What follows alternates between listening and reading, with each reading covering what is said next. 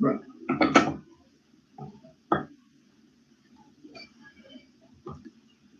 Déjame descargar la presentación.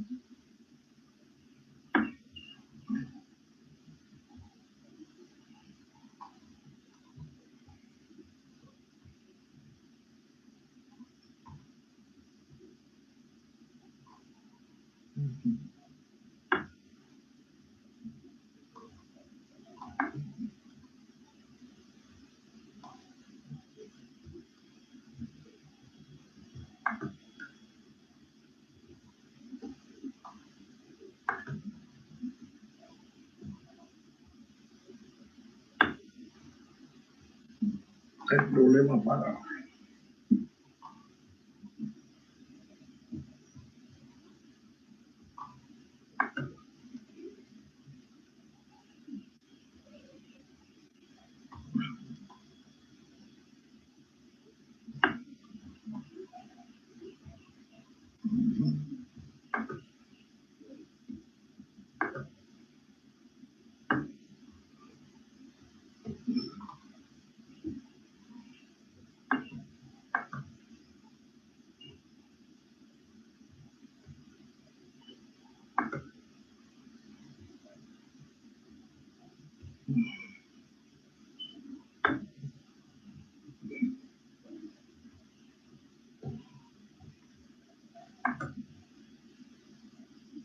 copiar.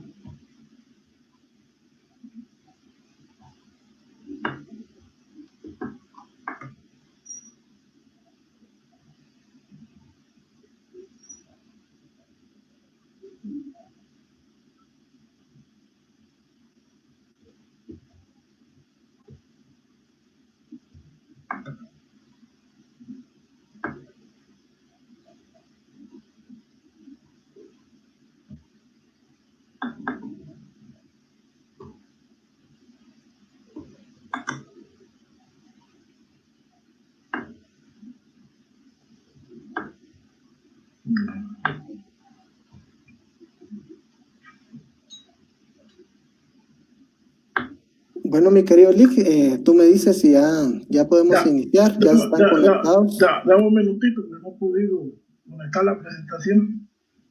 Voy a compartirla. Y entonces tengo que ir a la...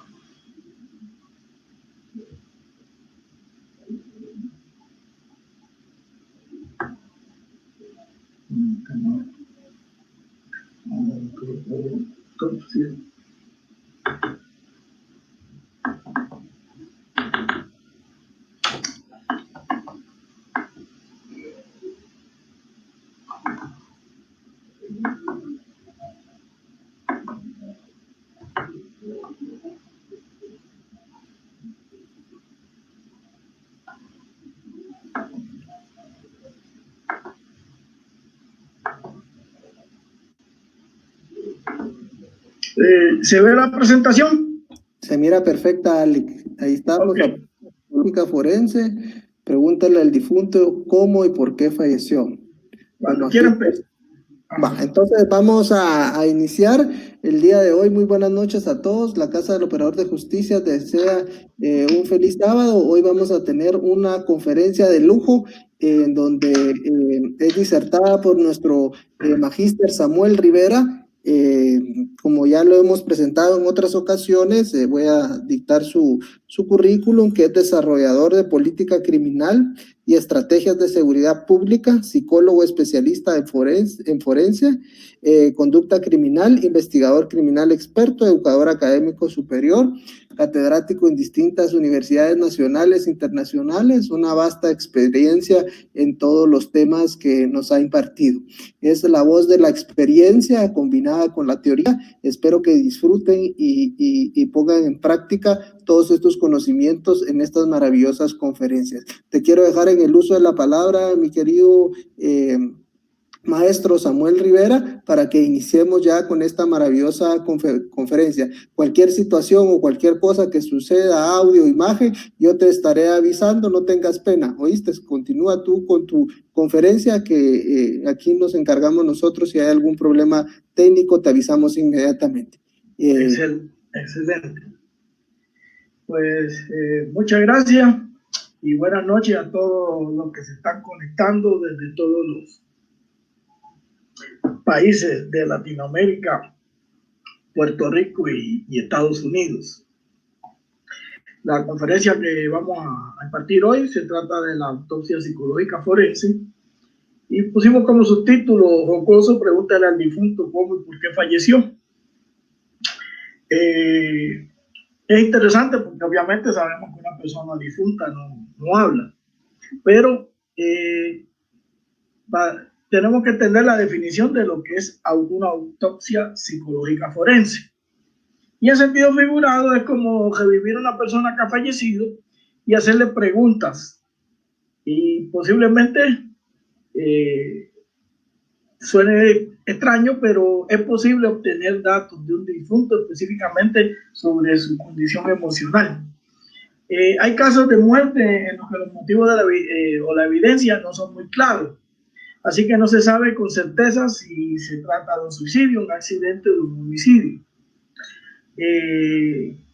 La persona puede aparecer muerta y en la escena del crimen pues hay señales de suicidio, pero no son muy claras. Puede haber señales de que hubo un accidente, tampoco son claras, y puede ser que entre lo que parece un suicidio, parece un accidente, de momento hay una circunstancia que te dan a pensar que pudo haber un homicidio. No son muy comunes este tipo de casos, pero sí suelen ocurrir, y recientemente pues han habido varios de estos casos. Más adelante vamos a dar algunos ejemplos de la vida real. Son para estos casos entonces que se desarrolla la autopsia de la psicológica forense. Y es una herramienta forense relacionada con la salud mental y del grupo de las evaluaciones psicológicas reconstructivas. Para los que son psicólogos, saben exactamente de qué área específica estamos hablando. Para los que no, pues le vamos a explicar. La autopsia psicológica es un proceso que involucra un trabajo multidisciplinario. Esto es importante. No la realiza una sola persona. En ocasiones, a falta de suficientes profesionales, pues una persona puede tratar, pero el resultado no va a ser tan efectivo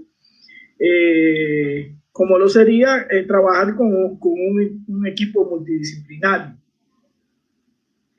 Es útil para determinar causas o resolver casos de suicidio. El desarrollo de esta técnica comenzó atendiendo la necesidad de definir la causa de muerte en casos dudosos y en aquellos en que la autopsia médica no tiene evidencia suficiente del hecho. Acuérdense que la autopsia médica solo dice de que se murió, pero el investigador forense quiere saber por qué y bajo qué circunstancias, y entonces por eso hay que recurrir a la autopsia psicológica forense. Hay diferencia entre la autopsia clínica y la forense. Para los psicólogos, la autopsia psicológica clínica es la que verifica qué es psicopatología y la identificación de perfiles de riesgo y factores asociados causantes a un suicidio. Este modelo, pues básicamente está determinado que fue un suicidio, y lo que se hace es reforzar la teoría del suicidio a través de la revisión de los antecedentes psicológicos o psiquiátricos de la víctima. En cambio, la autopsia psicológica forense evalúa el estado mental del sujeto con el objetivo del sujeto que ha fallecido, con el objetivo de determinar una muerte dudosa o indeterminada. Si la condición psicológica o psicopatológica de la víctima era compatible con un suicidio, un accidente o un homicidio. Esas son las tres áreas que va a tratar de esclarecer a través de este instrumento, de esta herramienta que se conoce como autopsia psicológica forense. La autopsia psicológica como herramienta de investigación criminal.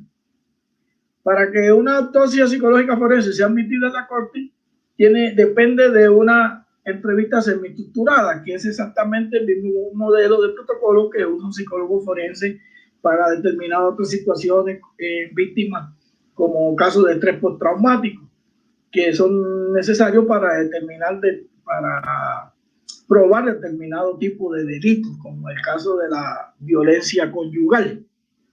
Es un protocolo de evaluación básico de la psiquiatría y de la psicología forense. Pero en este caso la información no se toma directamente de la persona fallecida, porque obviamente el difunto no puede hablar, sino que se obtiene la información a través de terceras personas que le conocían y que pueden dar detalles específicos sobre su comportamiento anterior a su muerte. Primero se toman datos que están documentados, como los datos sociodemográficos, de nombre, edad, fecha de nacimiento, profesión, ese tipo de cosas. Eso ya es fácil de obtener porque están registrados una vez la víctima sea identificada.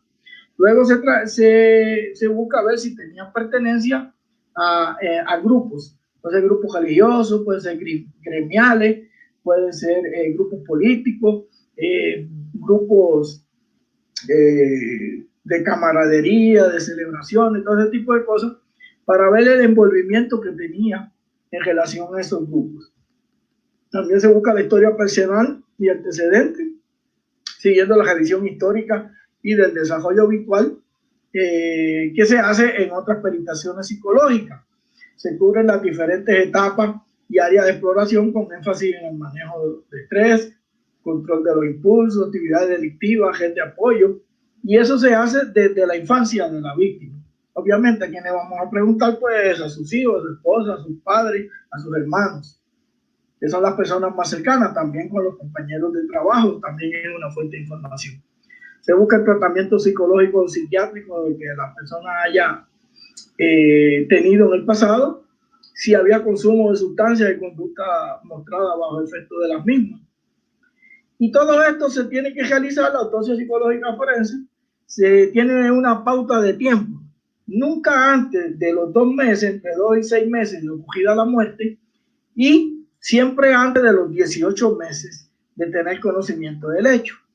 Si lo hacen muy antes de los 2 meses, el problema va a ser con los entrevistados que confunden sus emociones, todavía están alterados por la muerte y no te van a dar una información muy fidedigna. Y si lo hacen muy después del hecho, pues los entrevistados tienden a olvidar detalles o deforman la realidad que tienen con relación al hecho. Vamos al próximo tema. Hay otros protocolos de la autopsia psicológica forense. La guía propuesta por Helles en el 95 fue traducida y adaptada en Chile por el doctor Torres Manso en el 2004 y es la que se usa actualmente en el Instituto de Criminología de la Policía de Investigaciones de Chile. Este es un instrumento, es un modelo, tiene una estructura de preguntas, es una guía para el psicólogo forense que va a hacer la autopsia o el psiquiatra, y se basa en una entrevista semiestructurada. Para los psicólogos, las entrevistas semiestructuradas son las que ya están, las preguntas están prehechas en un formulario y solo su trabajo es aplicarse a las personas y ir anotando las respuestas para después evaluarlas. En este caso son 182 preguntas, bastante extenso, son las preguntas guía. Además, hay unas escalas, una vez que tienen esas preguntas, pues se hacen unas valoraciones estadísticas con las escalas de intencionalidad, letalidad para la conducta suicida, una de evaluación global o general de las actividades relacionadas y de la evaluación de la actividad social y laboral. Todo esto basado en el Manual de Psiquiatría de Diagnóstico y Estadística de Desórdenes Mentales, que se conoce como el DSM-4. El DSM-4 básicamente es la Biblia tanto de psicólogos como de los psiquiatras, porque aquí están definidas todos los tipos de trastornos y de problemas psicológicos y psiquiátricos, cuáles son sus características, y es el libro que ayuda a diagnosticar a las personas cuando tienen diferentes tipos de desórdenes psicológicos o psiquiátricos. También hay otro modelo, que es el que vamos a desarrollar hoy, porque es el modelo más usado en Latinoamérica, es el que se conoce como el MAPI, o el modelo de autopsia psicológica integrado. Se compone de una pauta de entrevista estructurada con respuestas cejadas, o sea que las respuestas están implícitas, usted coge A, B o C, y que permite disminuir al mínimo el sesgo subjetivo de cualquier argumentación adicional y las propias interpretaciones tanto del que está haciendo la evaluación como del que está siendo entrevistado. Pues mucha gente, las personas dicen, él era alcohólico, pero luego quiere añadirle, porque es que tenía un problema desde niño, y entonces alarga mucho la respuesta. Lo que queremos saber es si era o no era alcohólico. Entonces, pues en ese sentido, las respuestas cejadas le dan la ventaja de la brevedad al evaluador. Todo esto va unido al método de investigación científica, o sea, es como traer consultorio del psicólogo a la escena del crimen. Esta metodología de investigación criminal científica se sustenta en encontrar evidencias en la escena y durante la investigación basada en el intercambio de Locke. El intercambio de Locke, que es muy conocido entre los criminólogos, es que siempre que ocurre un delito, la persona que participa de él deja objetos en el lugar y se lleva otros objetos. Por ejemplo, se puede dejar huellas dactilares, se puede llevar manchas de sangre en la ropa. En el caso psicológico, pues la persona se puede llevar las impresiones, los síndromes causados por la situación, como el síndrome de estrés postraumático. Entonces, en este caso, el psicólogo lo que va a evaluar es qué circunstancias psicológicas ocurrieron en el evento y cómo eso impactó en los testigos o los conocedores del hecho. En los casos indeterminados, la transmisión de evidencia conductual, o sea, de evidencia relacionada con la situación, con lo que ocurrió, con lo que las personas sintieron cuando participan del hecho, constituye la única fuente de información que podría revelar en cuáles circunstancias se da la muerte y la criminodinámica del delito. El investigador científico forense que va a trabajar la escena, que recoge huellas y ese tipo de cosas, solamente tiene el punto de vista de la mecánica científica de los indicios que él levanta en la escena del crimen. El psicólogo forense puede ir un poco más allá y puede decir durante la actividad criminal cuál fue la dinámica, cómo se desarrolló el evento y la interacción entre las personas que participaron de ese evento criminal. Es un método de exploración indirecto, es retrospectivo porque va hacia atrás del hecho que ya pasó y busca los rasgos de la personalidad y la vida del individuo fallecido. La autopsia psicológica frente a las muertes complejas. Es importante conocer que la definición médico-legal de muerte violenta aplica cuando es accidental, suicida o homicidio. Obviamente, la muerte por causas médicas, por condición física preestablecida y que puede ser definida claramente y sin lugar a duda por parte del médico de cabecera, pues esa pues no entra dentro de la categoría a evaluar, a menos que haya indicios de que, por ejemplo, hubo una intoxicación con medicamentos o una mala praxis legal, médica, cosas que podrían estar dando como resultado una muerte que pueda parecer física, una muerte médica, pero que en realidad puede haber otros elementos. Entonces sí, caería entre los casos de accidental, suicida u homicida. Pero estos son los tres términos específicos para aplicar la autopsia psicológica forense. Cuando el diagnóstico de la naturaleza de la muerte no es claramente definido por el médico legal, el dictamen judicial suele sostenerse en la mayoría de los casos en elementos periféricos de base criminológica o policiológica. Por ejemplo, hay un accidente de tránsito, la persona fallece por el traumatismo, o sea, tuvo varios golpes que le causaron la muerte. Y si no hay nada adicional, aunque el hecho pueda ser muy beneficioso, por ejemplo, porque el difunto era testigo en contra de una banda de narcocriminales, y uno dice que curioso que tuvo ese accidente, muy conveniente para los acusados, pero si no se tienen más elementos, pues el caso se cierra como un accidente. Y siempre se queda esa duda. Entonces, en estos casos, pues podríamos tratar de trabajar con el tema de la autopsia psicológica forense. Cuando se detectan causas de muerte simuladas o alteradas, el examen del cadáver permite descartar la presencia de signos de defensa y descartar la presencia de estados importantes de embriaguez o intoxicación medicamentosa que puedan alterar gravemente el estado de conciencia o reducir la resistencia de la víctima.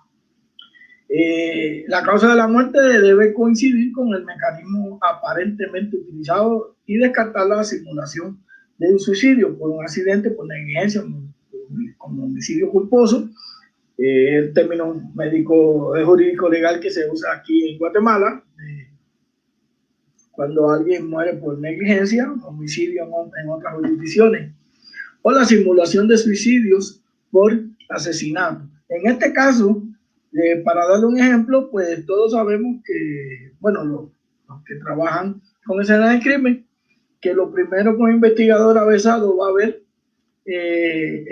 cuando le toca investigar la muerte de aparente suicidio de un ahorcado, va a ver si tiene las livideces cadavéricas, que son las manchas de sangre que se forman en la piel y que bajan por gravedad a la parte más baja del cuerpo. Si está colgado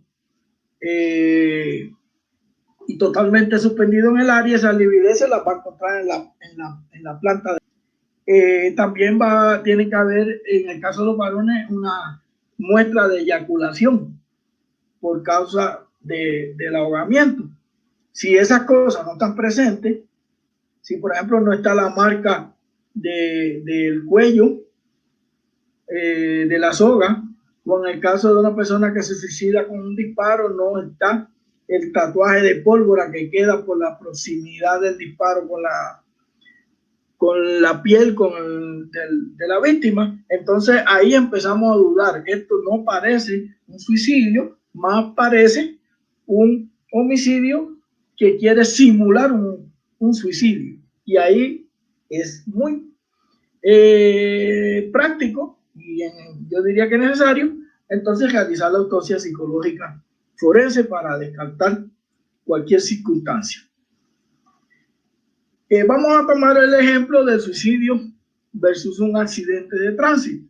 Esto es bien complejo, pero también a la misma vez común. Voy a usar como ejemplo la muerte de un famoso playboy de los años 40, 50 y 60 que se llamaba Porfirio Rubirosa. Porfirio Rubirosa era dominicano, se cree que fue espió para los servicios de inteligencia de Inglaterra, también para los servicios de inteligencia alemanes, a la misma vez fue doble agente durante la guerra.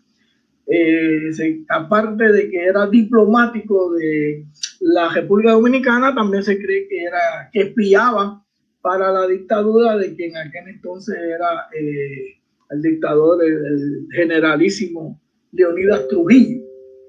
Rubirosa muere el 5 de julio del año 65 en un aparatoso accidente chocando su Ferrari contra un árbol en París. Lo curioso de este caso es que Rubirosa era un experto corredor de autos, deportista, y no sé, o sea, podía haber ciertas dudas sobre la habilidad que él tenía para terminar estrellándose contra un árbol. en voz de su viuda, Odile Jodin. Ella le llamaba Ruby, a Ruby Rosa, dice que tenía antecedentes depresivos. Durante ese tiempo, Ruby Rosa ya estaba entrando en la vejez y quizás había perdido su encanto. Este hombre se le vinculó teniendo muchos amoríos con las mujeres más bellas de la época y las más ricas, como Sasha Gabor, que era actriz de Hollywood, Flor de Oro, que era la hija del dictador Trujillo. Se dice que tuvo amores con Evita Perón, con la señorita Houghton, que era en ese tiempo la mujer más rica de los Estados Unidos.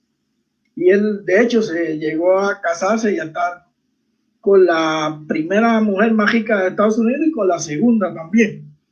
Entonces, en ese tiempo estaba pasando por una etapa depresiva porque ya todas esas aventuras habían quedado atrás. Su segunda esposa, que le llevaba 20 años, casualmente la noche que él falleció, habían estado compartiendo juntos. Ella se fue temprano, se cree que con un amante, se cree que él lo sabía y que por la depresión el hombre intentó suicidarse. Esa ha sido una teoría. Pero también se sabe que estaba en estado de ebriedad. Entonces pudo haber sido un accidente real, aunque los conocedores de él dicen que normalmente él siempre estaba en estado de ebriedad. De hecho, iba a conducir carreras de auto después de haber consumido varias botellas de licor. Pero también se sabe que tenía muchísimos enemigos que querían matarlo, entre ellos la familia del difunto general Trujillo, porque había un rumor de que él había robado millones de las cuentas del dictador. Tenía enemigos en el FBI, Edgar Hoover lo había perseguido, el que era director del FBI en ese tiempo, y también tenía enemigos entre lo que era la resistencia francesa en los tiempos de la Segunda Guerra Mundial, porque supuestamente se le vinculaba con colaborar con los nazis. Así que este era un caso perfecto para aplicarle una autopsia psicológica forense. Lamentablemente en ese tiempo pues esta técnica no existía y pues todo pasó por lo más obvio, que fue pues muerte accidental de accidente de tránsito.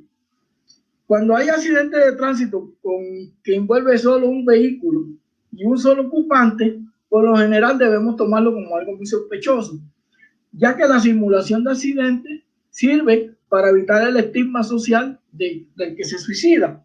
O sea, yo provoco el accidente porque me quiero quitar la vida, pero para que los difuntos no sufran por sus condiciones religiosas de que me suicidé, pues provoco un accidente y para evitar problemas con otras personas, pues termino aventándome contra un poste, contra un muro, tirando el auto por un barranco.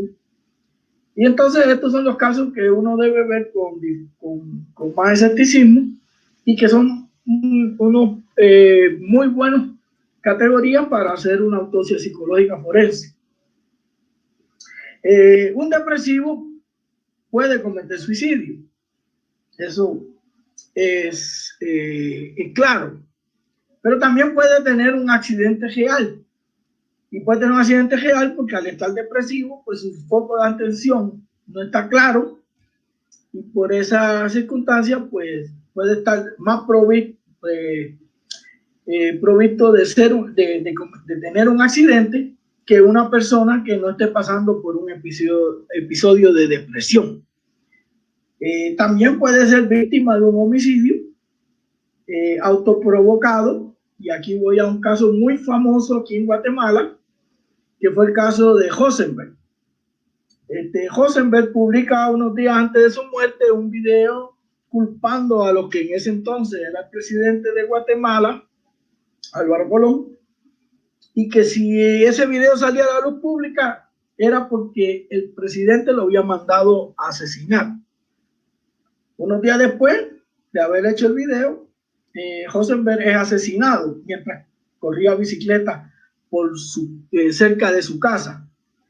En ese caso, la Comisión contra la Impunidad de las Naciones Unidas, CICIG, que operaba en Guatemala, investigó el caso y presentó evidencia de que el difunto había, a través de un primo, pagado a unos asesinos para que lo mataran porque tenía una depresión severa por la muerte de unos amigos muy cercanos. Y el caso fue cejado como suicidio. Pero este caso ha dejado un sabor de boca no muy dulce entre muchos que conocían al difunto y también de los guatemaltecos, pero no hemos visto evidencia de que se hiciera una autopsia psicológica forense para ver cuál era el verdadero nivel de depresión o de si era una persona candidata a suicidio. Así que en estos casos, pues la autopsia psicológica forense sirve para orientar la investigación y esclarecer el caso ya de una manera más concreta, no sirve para probarlo en corte, pero le da una orientación muy directa a los que están realizando la investigación para determinar qué línea investigativa van a tomar, si van a ir sobre una línea de suicidio o si van a ir sobre una línea de un posible asesinato. La narrativa suicida, esto refiere a notas, mensajes, testamentos, videos, como en el caso de Rosenberg, se constituyen uno de los elementos determinantes en las conclusiones de una autopsia psicológica. En este caso, pues fue muy confuso, puesto que la unidad que hizo la investigación determinó y obviamente presentó evidencia de que Rosenberg pagó para que lo mataran, aunque el video que dejó hecho días antes de su muerte decía lo contrario y acusaba directamente al presidente de Guatemala en esos momentos, Álvaro Colón. También vemos que con las intoxicaciones el principal problema es el diagnóstico.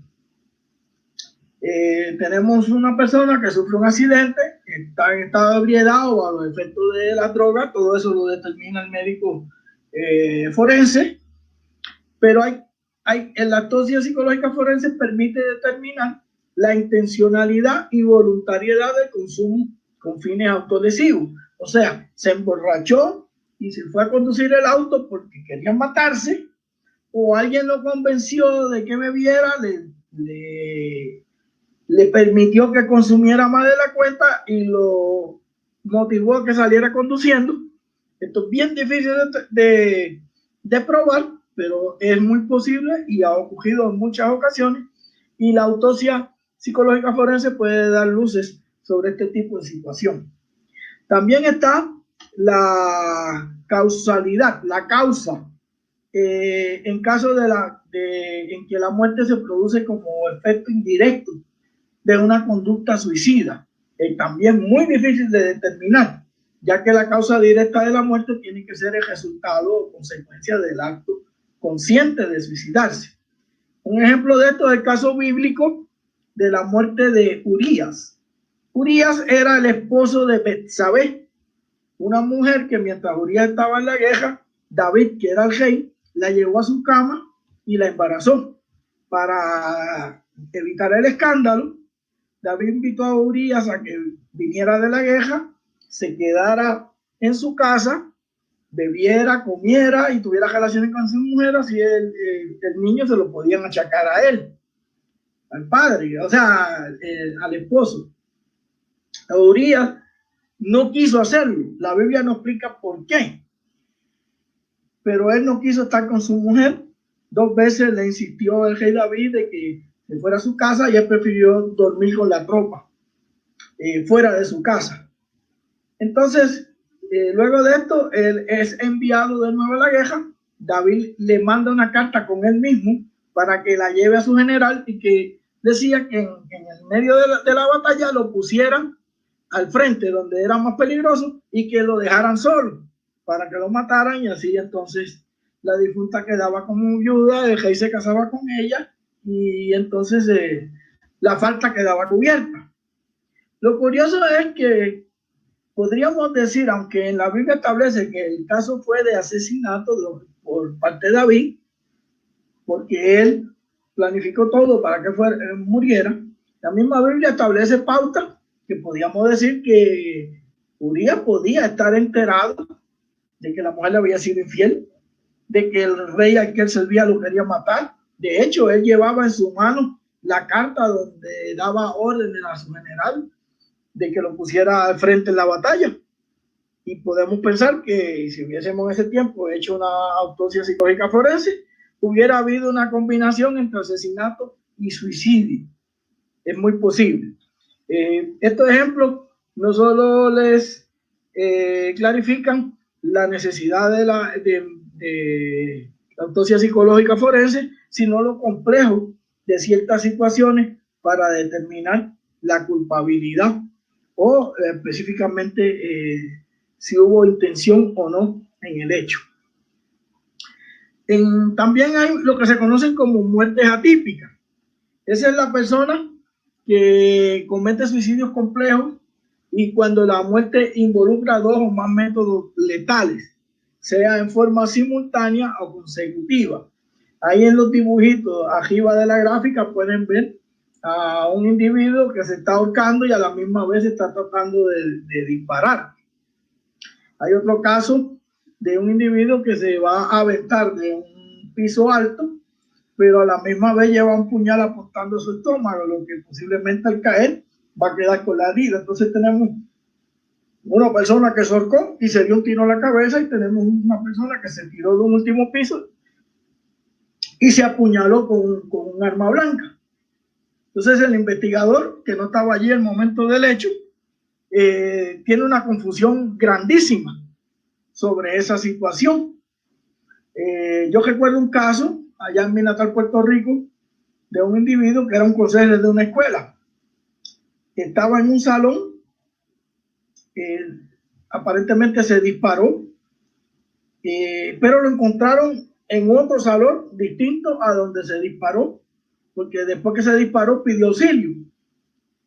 Pero el tiro fue en la cabeza, entonces era muy improbable que pudiera caminar de un salón a otro. Originalmente la teoría del investigador era de que esa persona la habían asesinado, pero luego la autopsia demostró que no, que había muerto con el arma que tenía en la mano, y que probablemente porque el arma era de un calibre pequeño, creo que era calibre 22, pues le dio tiempo, no murió instantáneamente y le dio tiempo a moverse, ya estando herido, de un lugar donde se escuchó el disparo y de donde él pidió auxilio hasta el segundo lugar donde cayó muerto y lo encontraron las autoridades.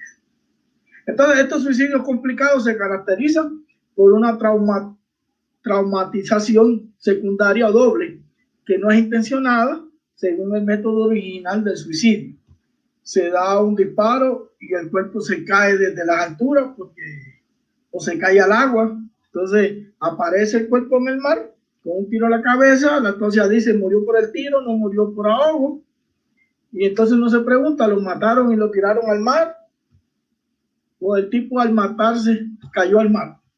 Entonces, todas esas son muertes muy atípicas que son donde el método de autopsia psicológica forense puede ayudar mucho a resolverla. Está el caso donde se provoca a otro para que lo mate. Ese es muy común, muy peligroso para las fuerzas del orden, porque no saben, muchas veces pues la policía termina matando a esa persona y recae una culpa penal sobre la gente, sobre el policía, cuando en realidad la persona era suicida y estuvo provocando el hecho de sangre para que lo mataran. Este es el individuo, cuando llega la policía le dice baje el arma, y en vez de bajar el arma apunta a la policía. Obviamente el resultado es que la puede defender y le va a disparar primero, pero es probable que esta persona lo que quería era matarse. El trabajo en la escena del crimen y la evaluación retrospectiva de la víctima constituyen los elementos de mayor consistencia a la hora de definir una causa de muerte en los suicidios complejos y complicados. O sea, la evaluación de la escena aquí aporta muchísimo. Y luego la conclusión del psicólogo forense para determinar, mira, la escena muestra estos elementos, pero si lo juntamos con estos otros elementos, el individuo sí era suicida. En este caso, en la escena se debe incluir, además del equipo de investigadores, al psicólogo forense. Casi nunca el psicólogo va a trabajar durante la escena de crimen, pero cuando un caso demuestra que hay dos causas atípicas de muerte, es muy conveniente y muy productivo que el psicólogo forense participe del trabajo de la escena, obviamente como observador, porque no es un experto en manejar la escena de crimen. Y si no, pues por lo menos que tenga acceso a los videos, a las grabaciones de cómo se trabajó la escena. ¿Ve? Aquí hay un anuncio por si quieren comprar mi libro Cómo detectar mentiras y las nuevas técnicas de interrogatorio. Ahí están los teléfonos y los links para conseguirlo. Continuamos. La escenificación y otras alteraciones involuntarias del sitio del suceso. La escenificación es cuando una escena se altera y se hace un montaje para que algo que ocurrió de una forma parezca que ocurrió de otra. Es lo que se conoce como la manipulación deliberada de la escena y es efectuada por el autor, el cómplice o el encubridor anterior o posterior del hecho. Puede ser antes, prepara todo para que luego ocurra el hecho y aparente otra cosa, o se hace posterior a la comisión del delito, pero siempre antes de que llegue la policía. Esto implica eliminar evidencia, limpiar el lugar, alterar la apariencia de las cosas para simular un delito o destruir el sitio del hecho mediante quemar, o sea, incendio, quemarlo del lugar o llenarlo de agua, la inundación, o regar químicos para bojar otras huellas químicas o biológicas, y es posible que la simulación la haga la víctima antes de morir u otras personas. Se debe reconocer que si las evidencias se plantaron antes o después del delito, o sea, hay que determinar en qué momento se plantaron las evidencias. Y aquí le voy a dar el ejemplo de lo que le llamaban el tiro imposible. Es cuando encuentras a una persona con un disparo en la nuca, o sea, en la parte trasera de la cabeza, y el arma en la mano. Entonces los investigadores dicen, ¿lo ejecutaron con un tiro de gracia en la nuca o se suicidó? Pues en todos los casos donde el occiso haya tenido acceso físico al área donde se infligió la herida, pues no debe descartarse del todo la idea de un suicidio. Hay muchas otras técnicas forenses, como lo que le llaman el tatuaje de pólvora, que es la mancha de pólvora que queda por hacerse un disparo muy cerca. Y eso, pues, la evaluación psicológica forense junto con la evaluación criminalística puede arrojar luz sobre el hecho. También hay que considerar las características propias del hecho y la posibilidad de que la probable manipulación responda a la intención de ocultar o alterar evidencias, evitar la identificación del autor, confundir a la policía por incidencias emocionales para proteger la reputación de la víctima. Esto es muy común y lo hacen los familiares de la víctima o la familia. También se pueden encontrar alteraciones involuntarias por el arribo de personas ajenas, como la familia, los reporteros, los paramédicos, las mascotas, y antes del arribo de la policía, también por operadores curiosos que llegan después. Y cuando digo curiosos, pues recuerden que curioso rima con mañosos. También se desaparecen cosas que son de valor y pueden inclusive ser personas que están como operadores de justicia en esa escena. No se debe descartar nada. Continuando con las alteraciones, para evitar la contaminación hay que activar los protocolos establecidos para el tratamiento de la escena. Lo primero que se hace, la autopsia psicológica es necesaria cuando se sospecha de la seña de alteración y debe ser llevada a cabo desde la doble perspectiva: la criminológica, que es el estudio del sitio del suceso, y la médica, que es la psicológica, el estudio de la víctima para determinar si las lesiones son autoinfligidas o no compatibles con el sitio de suceso y con aparente móvil derecho. Junto a ello se requiere comparar las declaraciones de testigos y sospechosos con los hallazgos del sitio para verificar la coherencia o contradicciones entre los relatos obtenidos y la evidencia existente. El fiscal Alberto Nisman, si hay algún argentino escuchándonos, pues es un caso muy famoso. El fiscal Nisman estuvo investigando a la que en aquel tiempo era la presidenta de la Argentina, Cristina Fernández de Kirchner, y el hombre murió por causa oficial de suicidio cuando estaba a punto de presentar un caso en contra de la presidenta. La autopsia psicológica forense no se hizo una autopsia psicológica forense oficial, pero algunos medios de comunicación encargaron a ciertos especialistas que hicieran una autopsia psicológica forense a distancia. Y esto, las entrevistas que hicieron, lo catalogaron al difunto Nisman como un narcisista. Y su conclusión es que un disparo en la cabeza no concordaba con lo que se esperaría de un narcisista. Y la explicación que daban es que ellos mueren con su uniforme puesto. Eso quiere decir que él hubiese estado de saco y corbata, puesto que era fiscal, con sus mejores galas y con una carta de despedida muy elocuente, muy grandiosa, exultante.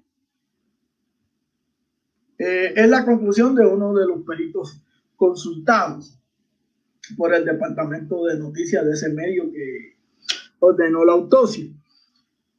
Otro colega también, otro psicólogo forense, coincidió que era narcisista prolijo, como se le veía a Nisman, y que no se suicida de la manera que se supone lo habría hecho. Es un tipo pulcro, siempre correcto y elegante. Descartó absolutamente el suicidio porque si lo hubiera hecho seguramente hubiera cuidado más de los detalles, incluso hasta de la vestimenta que llevaba puesta al momento de la muerte. En este caso los interrogantes siguen abiertos porque no se hizo una autopsia psicológica forense formal y oficial, pero los especialistas concuerdan en que Nisman lo definía en 3 palabras: narcisismo, ansiedad y omnipotencia. Un cóctel difícil de manejar, y aquí añado, bajo las circunstancias en las que el fiscal fue encontrado muerto. Así que es el segundo ejemplo que le doy, donde tenemos un difunto involucrado con un presidente en funciones. Así que la importancia que ustedes pueden ver a realizar este tipo de procedimiento. Aquí lo que se busca más es la evidencia conductual forense que permite reconstruir y comprender la criminodinámica de cómo se está desarrollando el evento del delito o de la situación a partir de la conducta del criminal mediante el proceso de la evaluación mental retrospectiva hacia atrás e indirecta, sin la presencia del criminal, sino por testigos o familiares que dan cuenta de él. Da respuesta de quién hizo, por qué y para qué, reduciendo el universo de sospechosos. Determina el tipo de relación entre el delincuente y la víctima. Establece sus roles y define las probables razones y motivaciones para cometer el delito. La evidencia conductual, a diferencia de la física, no puede cambiarse por parte del delincuente. O sea, el delincuente puede alterar las cosas en la escena, pero su comportamiento es tan innato que es difícil que pueda fingirlo o cambiarlo, y especialmente al momento de su muerte. La regla de oro es que ninguna evidencia puede analizarse aisladamente. Y cuando digo aisladamente, en los casos donde se aplica una autopsia psicológica forense, los hallazgos de la escena del crimen del especialista forense tienen que coincidir con los hallazgos del psicólogo para poder reconstruir la criminodinámica de los hechos. Ambas cosas no pueden estar en oposición. Los criterios operacionales y con las consideraciones metodológicas frente a la praxis forense. Hay que establecer el estilo de vida de la víctima, los factores de riesgo de suicidio y o de accidentabilidad, Hay personas que son torpes de nacimiento, entonces podemos decir, mire, este accidente es raro, pero su historial de provocar accidentes o estar involucrado en un accidente pueden darle certeza a que fue un accidente. Y las características de personalidad del occiso. Los antecedentes obtenidos en la autopsia psicológica forense tendrán un valor judicial y pongan atención, esto es importante. Si el investigador tiene la garantía de que las fuentes de información son corroborables. La ciencia se basa en toda actividad que se llame científica, basada en el método científico, tiene que ser corroborable, medible y replicable. En otras palabras, si vamos de nuevo con los testigos, van a responder lo mismo. Si hacemos, repetimos los cálculos matemáticos estadísticos de la respuesta, tienen que darle la misma cantidad. Y entonces es cuando el psicólogo forense pues, demuestra que se atiene a todas estas características del método científico, el juzgador tiene que darle credibilidad al proceso. Todo esto incluye específicamente 4 pasos, que son tener los datos sociodemográficos, como la fecha de la muerte, la edad del occiso, la ocupación, las circunstancias en que falleció, los informes, grabaciones, cartas, etc.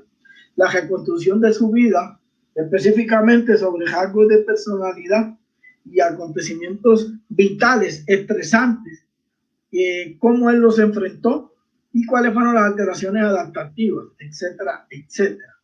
La historia del núcleo familiar, los vínculos e interacciones que tenía con cada miembro de la familia, la historia de las circunstancias laborales y económicas. La revisión de los antecedentes médicos, psiquiátricos, psicopatológicos y judiciales, revisión de antecedentes policiales de la víctima, ingestión de alcohol u otras sustancias psicoactivas antes de la muerte, cuál es su relación con la víctima o victimario, afines, armónicas, conflictivas, aversivas, neutras o sin relación, y el estado de cuentas y deudas para un estudio económico de los ISO, que es bien importante, porque esto es uno de los factores más comunes que se relacionan con los suicidios. La evaluación y el análisis de la información recopilada durante este proceso en discusión con los demás integrantes del equipo de investigación permite establecer los rasgos de personalidad que presenta el sujeto y la posible existencia de patología mental que coincida con el fallecimiento para determinar hasta qué punto provocar o evitar las circunstancias en las que falleció, y así lograr la recalificación jurídica de la muerte y establecer la posible relación de la víctima con el autor. Esto permite elementos para llegar a conclusiones con fundamentos sustentables y de validez comprobable necesarios para la defensa metodológica ante un tribunal.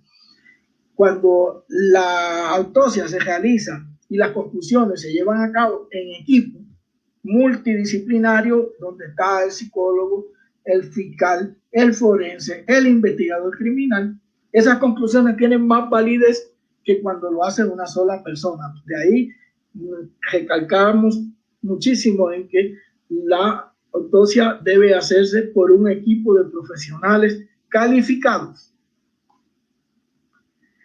Ya estamos terminando, vamos al informe de la autopsia en el contexto jurídico. Como ya dije, para que el informe de la autopsia psicológica forense sea aceptable en el tribunal, los hallazgos deben ser producto del trabajo metodológicamente científico, fundado en evidencia, y que los resultados obtenidos en la autopsia pueden ser confirmados en la sala del tribunal. Y cuando el psicólogo forense está defendiendo su informe, tenga elementos suficientes para sostenerlos. La cientificidad no asegura la fiabilidad de los conocimientos presentados al tribunal, porque siempre es necesario definir el grado de fiabilidad de las afirmaciones, y todo proceso científico puede contaminarse, tanto en el ámbito de la química, de la física, de la biología, como en el de la psicología. Entonces, la prueba científica sí ofrece un grado de probabilidad suficientemente alto como para lograr la certeza o casi certeza del hecho, pero siempre puede ser refutada. Así que estas técnicas se pueden usar con mucha eficiencia, no solo por el lado de la acusación, sino también por el lado de la defensa, para refutarlo. Independientemente del modelo aplicado, cada hallazgo reportado frente al juez debe ser basado en la evidencia tangible, material y demostrativa. Debe dar la respuesta a la exigencia de calidad en cuanto a calidad, precisión, rigor y expresión del grado de fiabilidad, llenando del contenido de su labor, pudiendo presentar criterios científicos demostrables. Bajo este criterio, el psicólogo forense debe poner ante el tribunal no solo sus observaciones, importante esto, sobre los hechos, sino también deducciones que se extraen objetivamente de su observación. Una deducción puede ser atacada como subjetiva hasta el momento en que el experto la justifica sobre la observación de hecho y la aplicación del método científico estructurado que se utilizó para realizar esta aplicación. La autopsia psicológica forense es un medio de prueba indirecto, pero de carácter científico, que persigue que el juez que desconoce sobre psicología, obviamente el juez estudió derecho, pero que puede evaluar o apreciar técnicamente los hechos reconocidos en el proceso por otro medio probatorio, que es obviamente el de la psicología forense, y así tener conocimiento de cuál es su significación científica dentro del proceso penal. O sea, el psicólogo tiene doble tarea, tiene que hacer su trabajo científico y luego ilustrar al juez sobre cómo es ese trabajo y para que él pueda entender cuál es la validez que tiene. Y el perito debe capacitarse, actualizarse constantemente su conocimiento, aplicar la ciencia técnica o experticia como en una cultura de legalidad, o sea, tiene que mezclar el conocimiento científico y la cultura de legalidad, cuáles son los procesos, cuál es admisible, qué no es admisible, qué es aceptable, qué no es aceptable. Y cuando exponga su hallazgo a partir de la metodología rigurosamente controlada por la observación y el razonamiento científico, y más que nada, y algo demasiado importante, es que hay que ser ético y profesional a la hora de, no porque yo trabaje para la defensa, porque yo trabaje para la fiscalía, voy a acomodar o a empujar los hallazgos hacia los intereses del que me contrata. No, hay que poner los hallazgos abiertamente y claramente y no ocultar nada y tampoco añadirle nada a lo encontrado, a lo observado y encontrado en el proceso. El modelo de autopsia psicológica integrada, MAPI, es el modelo más usado. Lo desarrolló la psiquiatra cubana Teresita García, que trabajaba en el Instituto de Medicina Legal de La Habana en el año 99. Es un método estructurado. Cuando los psicólogos dicen estructurado es porque tiene un formulario y es sistematizado, y si tiene una regla de cómo se aplica para llevar una autopsia psicológica. Esto permite realizar un diagnóstico pericial acertado tanto en la víctima de suicidio, homicidio, así como de los accidentes. 3 partes, importante. Tiene instrucciones para cómo recopilar la data. Tiene el instrumento sistematizado, que es el cuestionario con las preguntas para recopilar los datos del estado emocional del fallecido, entrevistando a 3 personas allegadas a los CISO. En este caso, las 3 personas que se entrevistan allegadas a los CISO no necesariamente tienen que ser los familiares más cercanos. Sabemos que las personas tienden a tener secretos y tienden a compartir los secretos más con personas particulares que con los familiares, especialmente secretos que tienen que ver con los vicios, con alguna preferencia sexual, con algunos resentimientos o situaciones hacia otras personas.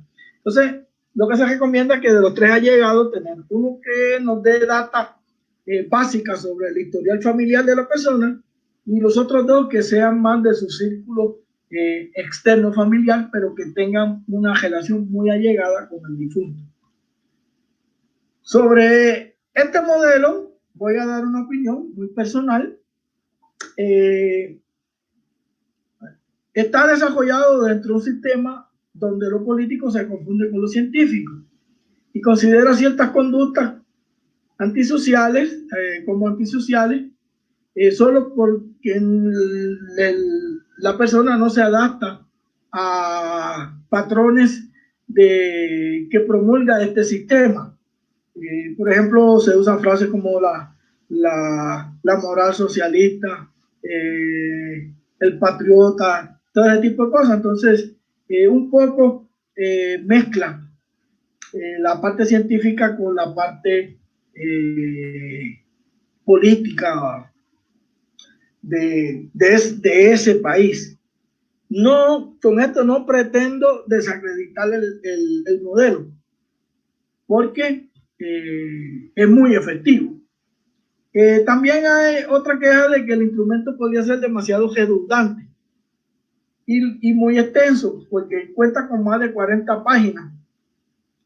Son casi 280, llegando a las 300 preguntas. Aunque esta precisión puede ser relativa, ya que se puede decir que es muy meticuloso y así evita omisiones y detalles importantes. ¿Qué recomiendo yo sobre el modelo MAPI? Pues que expertos y académicos de cada país se deben reunir y hacer ajustes de acuerdo a la idiosincrasia local y el desarrollo psicosocial nacional, ya sea para adaptar el sistema, o sea, para hacerle ajustes que se haga más adecuado a nuestra realidad, y hubo otros que ya existen, o trabajar con otros que ya existen, o que se desarrolle un modelo estructurado propio que se adapte a su país o región. Esta es la muestra del modelo MAPI. Aquí vemos que están los objetivos: valorar los factores de riesgo, el estilo de vida, determinar el estudio mental, y aquí están todas las instrucciones del modelo MAPI. Como les dije, entrevistar a 3 familiares. Los entrevistados deben haber conocido personalmente o íntimamente al occiso y no simplemente ser parientes. Las entrevistas tienen que ser individuales. Y esta es una forma de los cuestionarios. Esta trata sobre las preguntas sobre los hijos del occiso. Y hasta aquí llegamos con la presentación y con gusto pues contestamos ahora las preguntas. Muchas gracias, mi querido maestro. Vamos a poner las preguntas. Si pudieras poner ahí también tu diapositiva para que te puedan contactar para la venta de tus libros, para que haya un poquito de tiempo y la puedan observar en lo que estamos haciendo en las preguntas, porque vi ahí que pusiste, pero con tiempo podés poner un poco más para que te puedan contactar para tu libro. Excelente. Ahorita voy a habilitar el tema del chat. Vamos a ver, ya activé el chat, vamos a esperar unos minutitos. Hay varias preguntas muy interesantes de los colegas.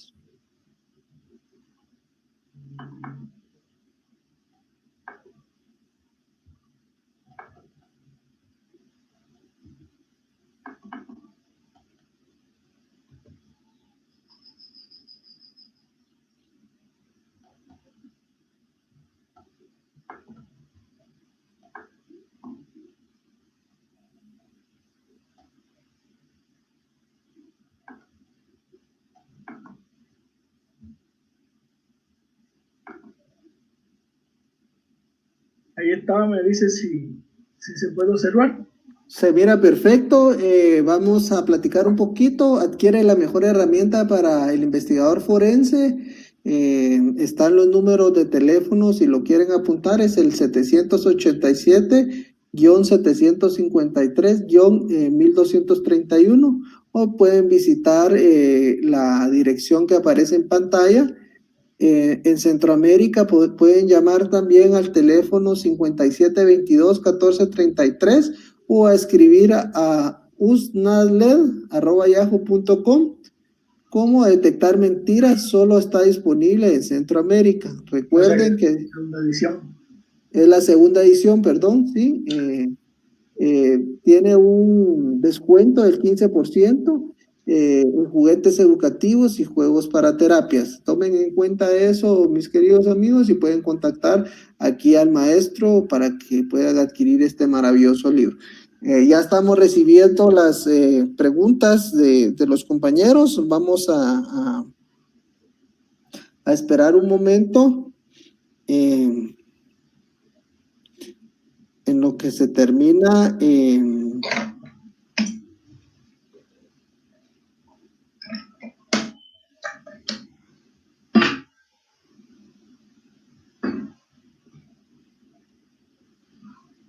Bueno, vamos a esperar ya un minuto más para lo de las preguntas. Te cuento que estuvieron conectados 700 alumnos el día de hoy.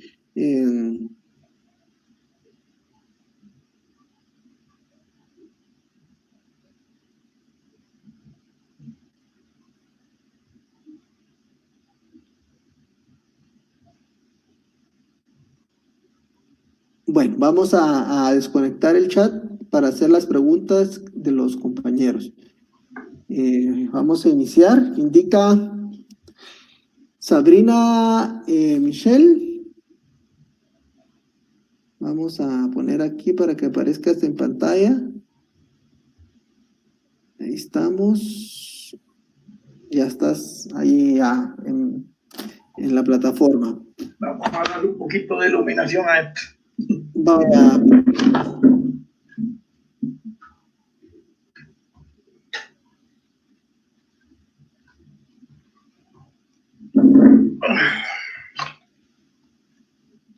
Bien, estamos listos. Buenas, vamos a iniciar. Nancy dice, muy buenas noches, excelente conferencia. Mildred, excelente. Sabrina indica qué tan complejo es hacer una APF en niños. Fíjese que me agajó, como dice, con desconocimiento, porque la verdad que la tasa de suicidio en niños es tan baja. Ahora, cuando hablamos ya de adolescentes, sí es un poco complicada porque las personas que podríamos entrevistar son también del círculo de ellos, y por el hecho de que pues, tienden a ser menores, pues siempre hay cierta resistencia de los familiares, de los amigos de la víctima, a permitirles que sean entrevistados.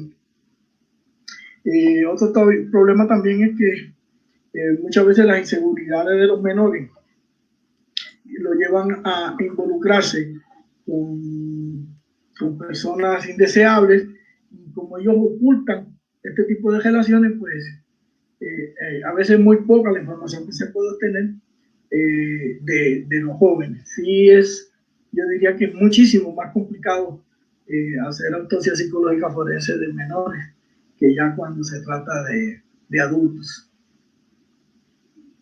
Excelente, doctor. Dice Teddy Gustavo Feliciano Orozco, conferencia, excelente. Zacarías, conferencia, saludos desde Argentina. Licenciada Nidia Grisel, excelente exposición. María Antonieta, en verdad que cuando hay una muerte de una mujer, lo primero que hay que descartar es el feminicidio, perdón.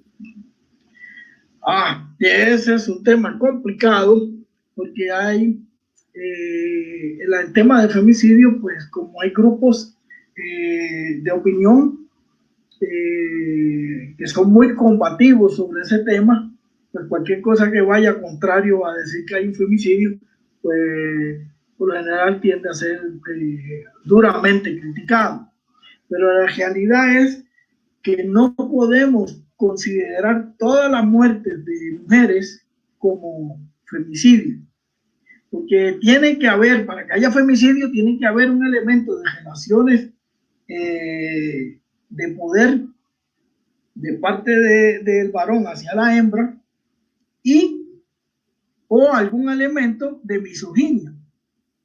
Pero podemos tener el caso de un criminal que sale a la calle a matar, y lo mismo indiscriminadamente va a matar a un hombre o a una mujer. No va a matar mujeres porque sean mujeres, sino porque es un asesino que mata gente de ambos sexos o de cualquier preferencia sexual. Entonces sí, es muy difícil, especialmente para la defensa, cuando tienen que trabajar un caso de un varón acusado de asesinar a una mujer para evitar que sea catalogado por un homicidio, cuando en realidad pues debe ser un homicidio circunstancial a un hecho criminal que no tiene que ver nada ni con el odio hacia las mujeres, la misoginia, ni con una relación de desbalance de poder. Excelente, mi querido amigo. Vamos a ver las otras preguntas. Luis Alberto dice, buenos conocimientos. Jocelyn, excelente. Vinicio, excelente. Lisbeth dice, la autopsia psicológica entonces se encamina a buscar las razones para poder investigar ya sea un suicidio o un crimen. Sí, cuando los actores que manejan la criminalística pueden tener dudas, o cuando las circunstancias alrededor de esa muerte pueden ser dudosas, y por eso di los ejemplos del suicidio del fiscal Nisman, del suicidio del caso Rosenberg, incluso de la muerte catalogada como accidente de Porfirio Jubiosa, el playboy del siglo pasado, porque hay otros casos, ¿verdad?, que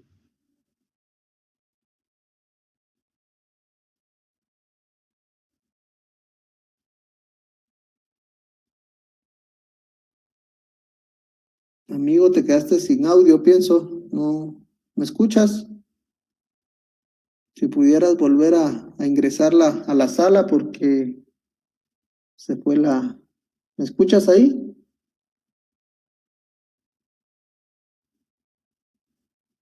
Bueno, vamos a esperar unos 2, 3 minutos en lo que nuevamente se puede conectar otra vez nuestro amigo. Se fue el audio y la señal con él. Espero que se pueda conectar en unos minutos. Voy a hablarle vía WhatsApp a ver cómo va o cómo está.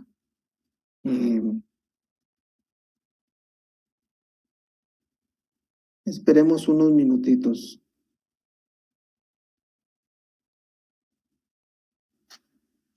Para mientras voy a seguir leyendo los comentarios, los que hay, y esperemos que las preguntas. Teddy Gustavo dice, excelente, ya nuevamente se conectó nuestro amigo.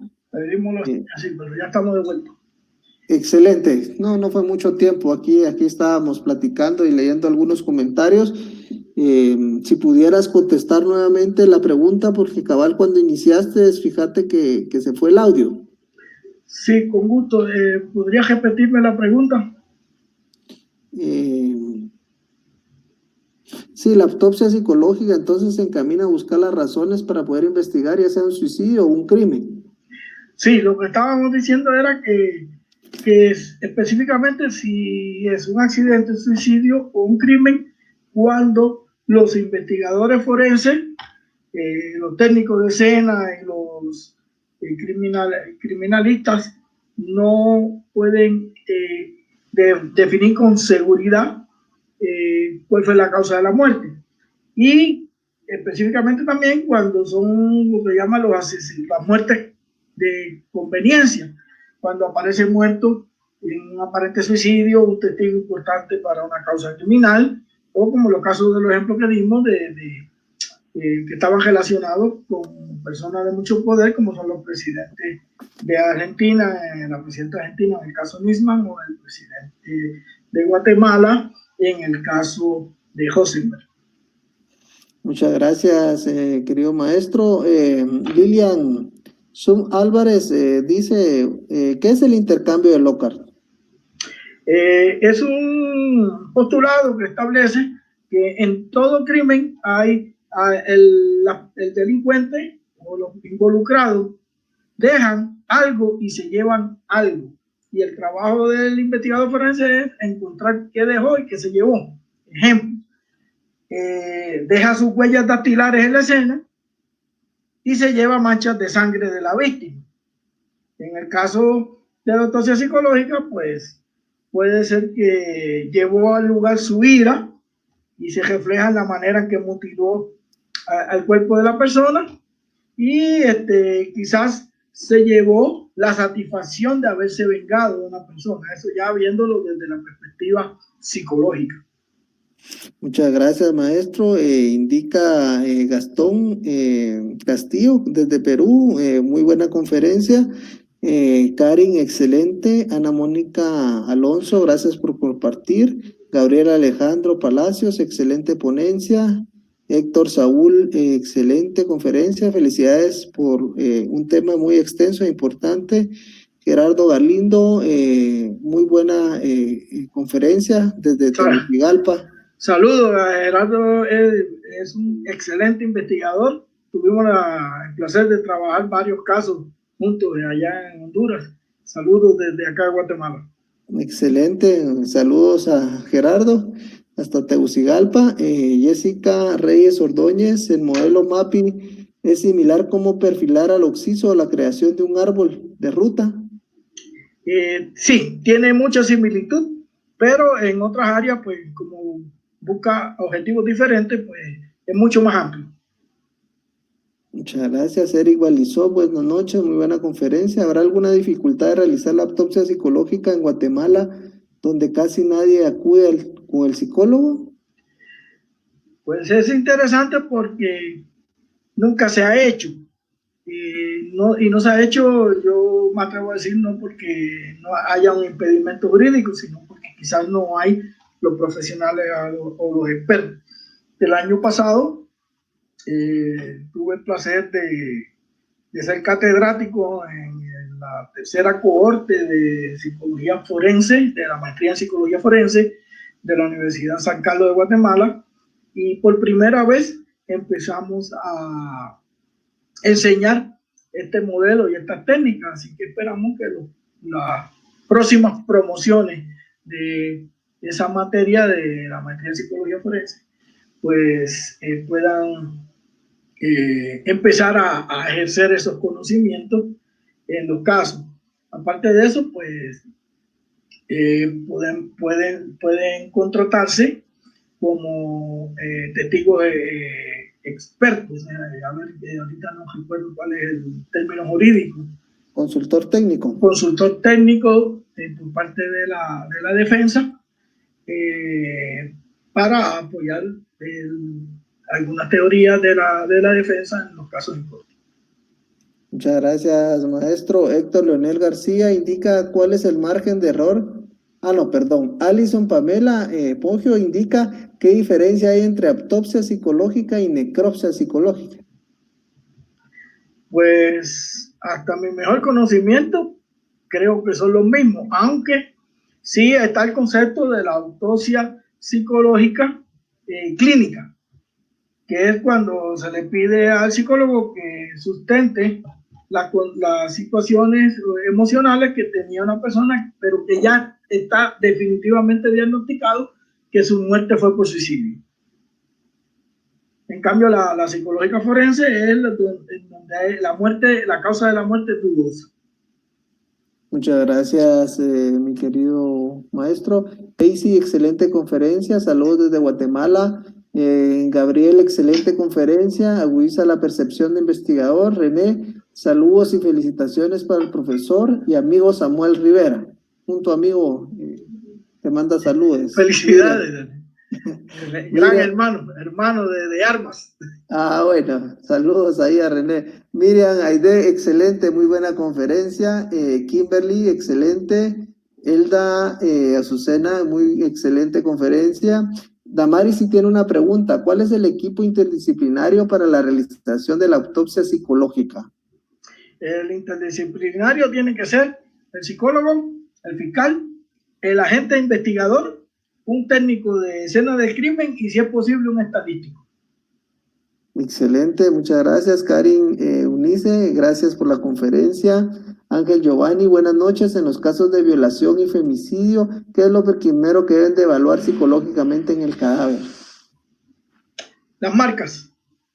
En los casos específicos de violación sexual y especialmente para poder demostrar que hay un femicidio, tenemos que ver cuáles son las marcas que quedan sobre el cadáver que demuestran un estado de violencia contra la víctima y específicamente ciertos tipos de mutilación que tienen que ver con misoginia. Yo recuerdo un caso de hace años, yo creo que en mis comienzos como investigador en el Cuerpo de Investigación Criminal de la Policía de Puerto Rico, de esta mujer fue muerta y de su cuerpo abandonado en un cañaveral, y los labios de la vagina se los pusieron en la boca, le cortaron la labia genital y se la dejaron en la boca. 25 años después, no, creo que fue menos, como 15 años después,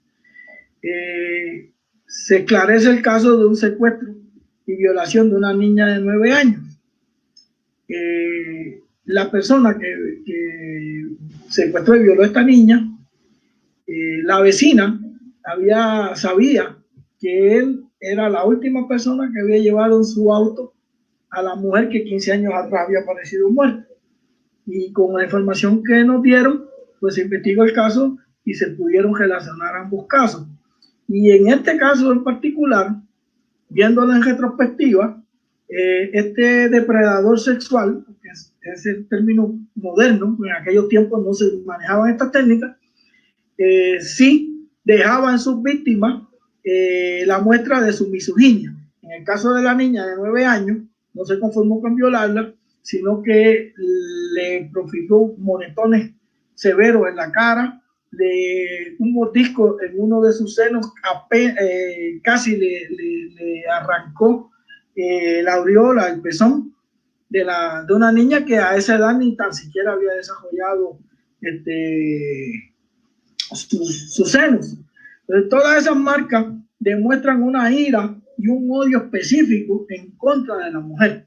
Entonces, lo primero que el psicólogo forense hace es hacer una observación de todos los hallazgos encontrados en las marcas de las víctimas, específicamente cuando son casos de violación, de casos femeninos y casos de menores. Muchas gracias, maestro. Vamos a continuar con las preguntas. Buenas conferencias, excelente. Gracias por compartir sus conocimientos. José Ezequiel, ¿podrá darse cuenta de las personas que se encontraran datos erróneos por encubrimiento de alguien más o de sí mismos? Sí, fíjate que la verdad no necesita mayor apoyo. En cambio, la mentira tiene que sostenerse. De ahí hay refranes como la mentira cae más rápido un mentiroso que un cojo en una cajera. Sí, cuando alguien empieza a mentir tiene que sostener una cadena de situaciones y eventos. El observador entrenado lo detecta muy rápido. Y vuelvo a hacer un anuncio sobre mi libro. En ese libro enseñamos todas las técnicas que puede utilizar un investigador para detectar la verdad cuando está entrevistando a una persona, inclusive sin que esa persona se dé cuenta que lo están evaluando sus respuestas para ver si son veraces o falacias. Gracias, mi querido maestro. Muy buenas tardes. Melina Ailen Vergallo, me imagino que es compañera de nosotros en Argentina, dice: buenas tardes. En el caso del fiscal Nisman, ¿por qué cree que no se hizo una autopsia psicológica? Bueno, no lo creo. Los medios así lo dicen, que se solicitó y que el gobierno no la quiso hacer. Desconocemos las razones, porque yo diría que Argentina es uno de los países que tiene de los mejores psicólogos forenses, tiene una escuela muy avanzada en ese tema. Obviamente, siendo un tema tan candente por ser político y tener unas connotaciones que dividen la opinión pública entre los que están a favor y los que están en contra de la que en ese momento era la presidenta y que obviamente actualmente es la vicepresidenta de Argentina, pues podríamos decir que hay innumerable cantidad de razones y factores para que no se diera la autopsia psicológica, o que se diera y se mantuviera como reserva de sumario y no se hiciera pública por alguna tecnicismo jurídico o alguna estrategia de la Fiscalía para el futuro. O sea, pueden haber múltiples razones. Yo realmente pues no estoy tan imbuido en el caso donde pudiera dar una opinión más allá de mis palabras dichas anteriormente. Muchas gracias, maestro. Si usted tiene conocimiento dentro del ámbito, si el INASIF por orden de juez realizaría una autopsia psicológica. Bueno, lo que no estoy seguro es si tiene dentro del INASIF ese tipo de especialistas. Conozco excelentes especialistas que tuvieron formación en universidades en el extranjero, especialmente en España, creo que en Colombia, pero ya no son parte del INASIF. Pero eso no quiere decir que actualmente pues, tengan o hayan contratado a profesionales en esa área en específica. Lo que sí es cierto, y ahí quiero hacer el detalle, de que en Guatemala yo diría que específicamente en el INASIF son muy pocos los psicólogos actuales que fungen como psicólogos forenses que tienen una especialidad educativa en el tema. La mayoría de ellos han sido entrenados a través de seminarios o de entrenamientos dentro de la institución, pero lo que es una academia formal, una escuela formal universitaria, pues Guatemala en este momento está, yo creo que ni en pañales, yo creo que ni en gestación se encuentra en este momento ese tipo de educación sobre la psicología forense. Gracias, mi amigo. Gracias por partir esos conocimientos.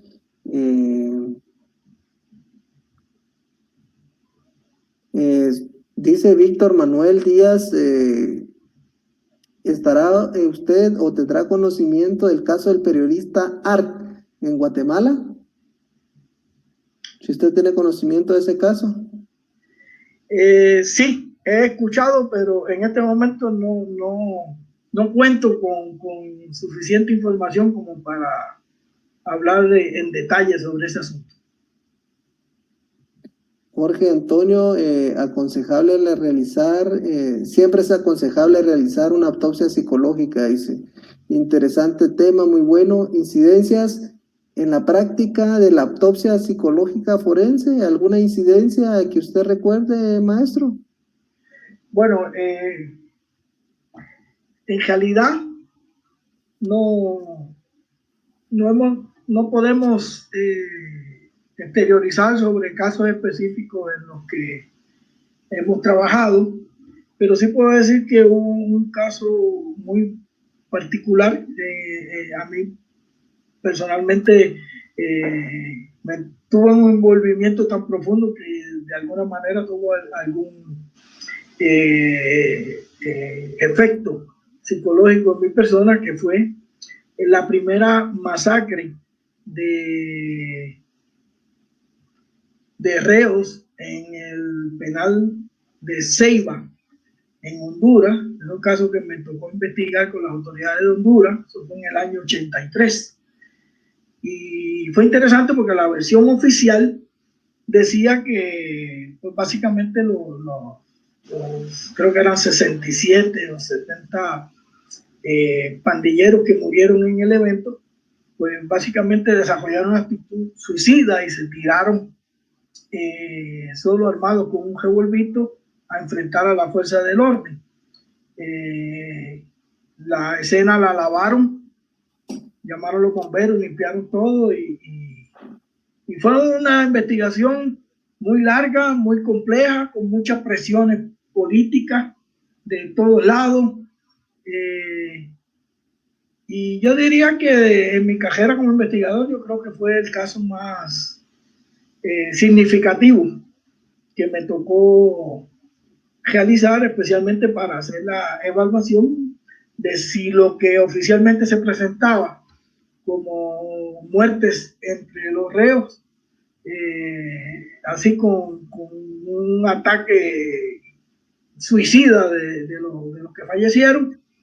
Terminó siendo realmente una conspiración muy planificada por parte de autoridades de la policía, de los miembros del ejército y de los policías penales para acabar sistemáticamente con los pandilleros que estaban ingresados en el penal en ese momento.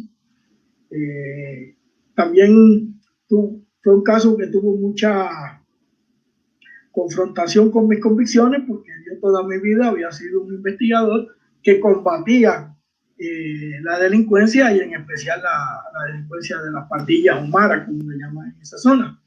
Y tener que investigar desde el otro bando, siendo los pandilleros las víctimas, pues también tuvo cierto choque emocional. Pero al final, y esto es un consejo que le doy a todos los que están trabajando en el sistema de justicia, a todos los operadores de justicia, la verdad es una, y no importa si es conveniente o no es conveniente, el que nos paga, nosotros tenemos la obligación de presentarla tal y como la encontramos. No debemos de forzar nuestros hallazgos a un lado u otro solo porque nos conviene o es nuestra preferencia. Gracias, maestro. Dice, ¿qué posibilidad existe que este modelo sea admisible en nuestro sistema de justicia criminal? Bueno, esa posibilidad no depende de mí. Yo diría que depende de dos factores muy importantes. Primero, las cabezas tanto de los tres componentes del sistema, del Ministerio Público, la cabeza de la Corte Suprema, del organismo judicial, la cabeza de la Defensoría Pública, y un cuarto componente que es muchísimo más importante, porque es la que tiene la obligación, de la Universidad Nacional primeramente y de las otras universidades, de que esta materia se enseñe. Es bien importante que el país se ponga a la vanguardia, porque en este momento básicamente está retrasado con respecto a otros países como Colombia, como Argentina, sin contar países europeos, ni contar los Estados Unidos, donde ya estas disciplinas y estas ciencias pues ya son de vieja data, ya son usadas desde hace mucho tiempo. Guatemala y yo diría que varios países de Centroamérica en este tema están bien retrasados. Gracias, maestro. Concretamente, una conclusión acerca de la necropsia psicológica. Bueno, sigue usando el tema necropsia y autopsia, pues yo voy a asumir que parto de la premisa de que es lo mismo, a menos que no sea la clínica. Y como conclusión lo que podemos decir es que cuando introducimos el tema de la psicología, que de por sí es apasionante, y lo ponemos junto con el tema de la criminalística y aportamos áreas como la criminología, la victimología, definitivamente no solo enriquecemos el sistema, y también somos capaces de evitar que los verdaderos delincuentes se queden libres, y peor aún, evitar que los inocentes vayan a la cárcel o paguen por algo que no hicieron. Además de eso, como investigador criminal, creo que no hay mayor satisfacción que darle un cierre a una muerte, a una familia, porque en esto tenemos que ver la parte humana, la parte emotiva. Cuando tenemos un difunto y la familia se queda viviendo con la duda de si a su pariente lo mataron o él se suicidó, en ambos casos deja una carga emotiva y emocional en sus familiares, y con este modelo podemos aportar mucho a hacer ese cierre emocional con este tipo de situaciones. Muchas gracias, maestro. Excelente explicación, excelente ponencia. Luz, muy buenas noches, excelente. Una pregunta, ¿un depresivo puede cometer asesinato? Sí, un depresivo puede tener muchos tipos diferentes de conducta, porque la depresión nos lleva a la desesperación. Hay depresivos que no solo se suicidan, sino que matan a la esposa, matan a los hijos, matan a la madre, matan al vecino. Y todo eso por su estado depresivo. Y tomamos en cuenta también que el estado depresivo no solo es psicológico, también se refiere a un desbalance químico del cuerpo. Que estos desbalances pueden subir la adrenalina y bajar ciertas hormonas y ciertos controles mentales que tenemos hacia la violencia y todo ese tipo de cosas. Entonces, sí, definitivamente un depresivo puede ser tan peligroso como un psicópata. Gracias. Aquí hay una pregunta interesante de Angie Hernández. Dice, ¿aún es válido el DSM-4 en este ámbito? Pues básicamente el DSM-4, el DSM-1, yo diría que en su mayoría pues es lo mismo. Y sí, ya creo que van por el DSM-6, pero o sea, la publicación de cada manual de estos, pues los cambios no son muy contundentes uno con el otro. Yo diría que el cambio más grande que se le hizo fue cuando se sacó el homosexualismo, se quitó como una desviación emocional y psicológica y se quedó como un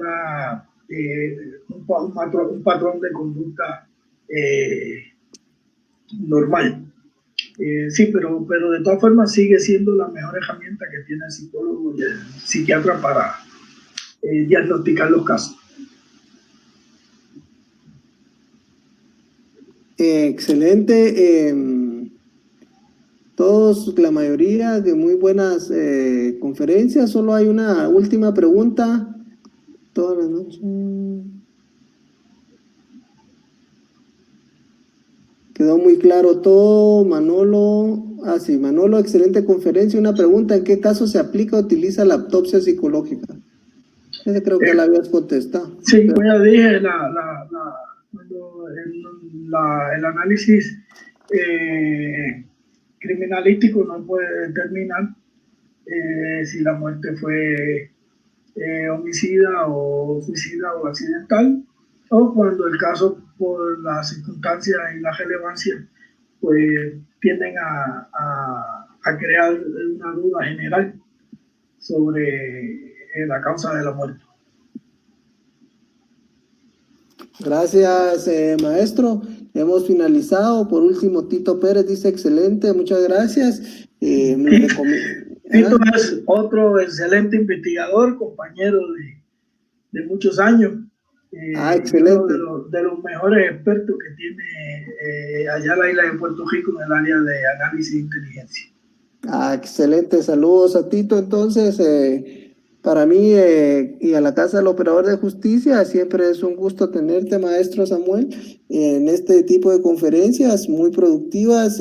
Nos has dejado muy buenos conocimientos, has llamado a la reflexión de utilizar todas las técnicas que se puedan realizar con relación para el descubrimiento de la verdad. Para mí es desearles muy buenas noches a todos, es un gusto, y te dejo el uso de la palabra para que te puedas despedir de tu público. Que pases una feliz noche, un fuerte abrazo.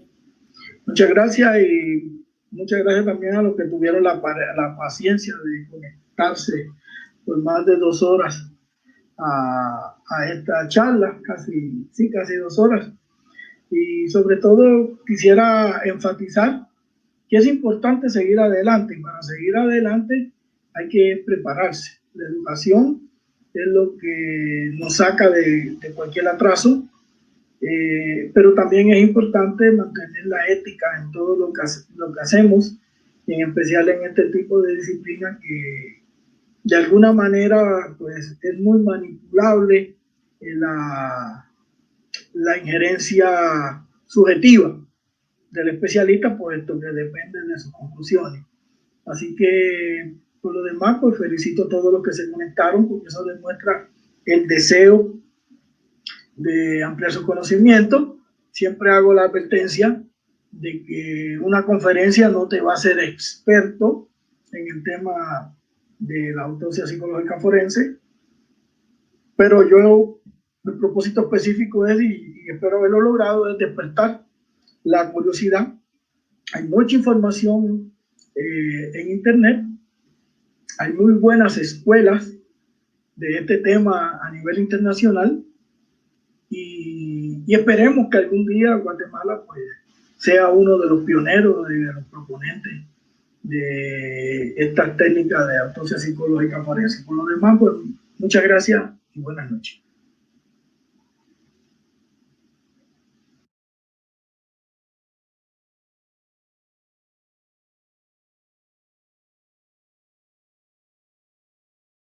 Feliz noche a todos, que Dios me los bendiga, estén pendientes de las dos actividades que tenemos mañana, derechos humanos y perfil violento. Por favor, estén atentos. Feliz noche.